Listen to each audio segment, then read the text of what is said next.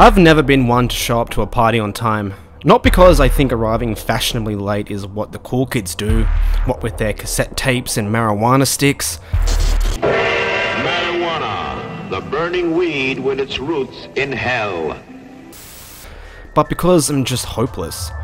This is probably why I haven't really played many Resident Evil games until recently. I'm currently playing through the Resident Evil Remake and man, that shit is tight, son! Yummy!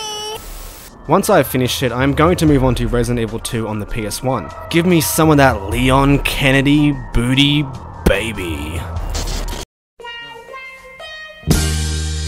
I've been really trying, baby, trying to hold back this feeling for so long.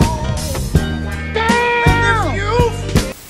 So, you can probably gather that I am not the most credible person to be talking about this, but playing Remake is getting me a wee bit excited for the eventual Resident Evil 2 remake. And I just wanted to fill your wax-filled ear holes with what I want from a Resident Evil 2 remake. Old school Resident Evil is known for them fixed camera angles, though they stole that shit from Alone in the Dark. Fixed camera angles do a great job at creating a claustrophobic atmosphere. Not knowing whether the path is clear, or if there is a Zambambo shuffling along like a resurrected corpse of LMFAO, is fantastic. Every day I'm shuffling.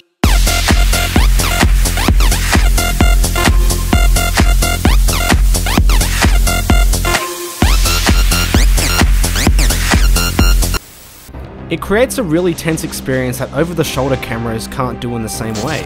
I recently played Resident Evil 4 to completion for the first time, and I've got to say, it was fucking amazing. So what do you mean you didn't like Resident Evil 4?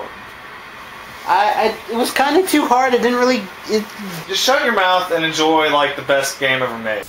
But the behind-the-camera shoulder meant that most of the time, you knew what was coming.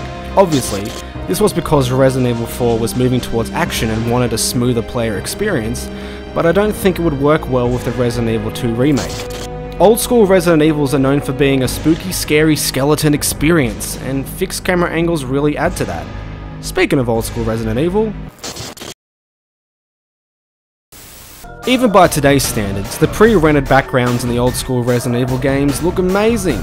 Well, not all of them. This only got better with the pre-rendered backgrounds in the Resident Evil remake, and man, they look good! I've been really trying, baby. 3D graphics have come a long way, but they don't hold up as well when compared to Remake's pre-rendered backgrounds.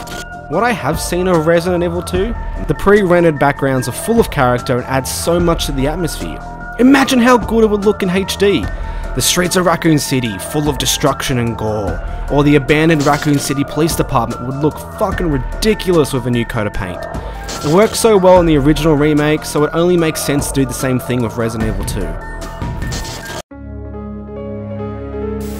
Die-hard fans of Resident Evil 2 have played that game so many times, and it is regarded by many as the best in the franchise. This means they know that shit like the back of their hands. Because people are so familiar with the original, it would only make sense to add new areas and puzzles to the Resident Evil 2 remake. Not only would adding new content keep fans on their toes, but provide them with a newer experience. Replaying the original game with a new coat of paint is cool and all, but adding more content can really boost a player's enjoyment of the experience. The original remake added new areas, puzzles, and scenarios that added to the game in a positive way. Also, altering aspects of the game that have aged poorly can really improve the experience for new players and bring the game up to the standards of today. Apparently more details about the Resident Evil 2 remake will be announced soon. At this point in time we really don't know much about it besides it's happening. Hopefully Capcom doesn't butcher this title and gives Resident Evil 2 and Leon's hot buns a remake they deserve.